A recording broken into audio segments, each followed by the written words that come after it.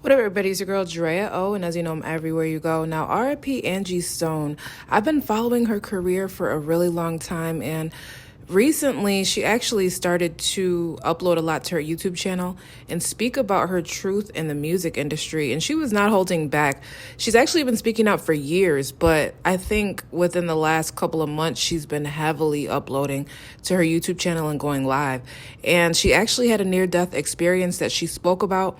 And now that she has passed in this car accident, I was just remembering everything that I saw and everything that she said. So I just decided to dig deep really quick and find a couple clips of her speaking about the near-death experience that she had a couple weeks before all of this happened. And then she also said that she discovered that Universal stole all her publishing. So she had a lot of stuff going on. RIP Angie Stone, one of my favorite R&B singers. I've been listening to her all day.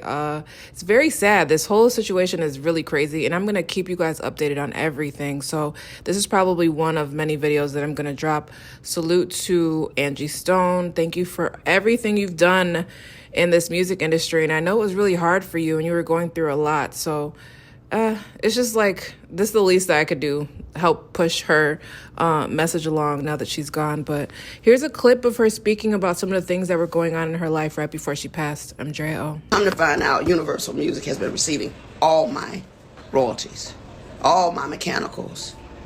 They've taken pretty much everything. They have taken all the monies that were due to me. So I am truly a walking testimony that God has carried me all this time. Because if you only knew how much money they have taken from me, how much they have stolen from me, monies that I'm supposed to be, I should have been able to retire 20 years ago with the money I've made, supposedly. What happened 2 days before my show? Whew. But God, I'm trying to keep from crying because the devil was very, very, very particular in targeting me. I was rushed to the hospital because I wasn't breathing so well.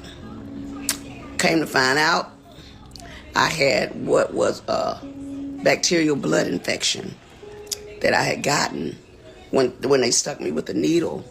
It had went into my bloodstream and caused a staph infection of the blood. Now, I didn't have a clue that there was a blood infection until they rushed me into ICU. I went into ICU and I went to use the restroom and I passed out in the restroom. My oxygen went all the way down and rendered me basically unconscious.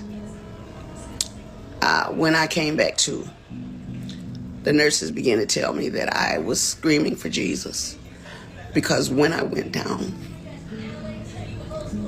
I'm sorry,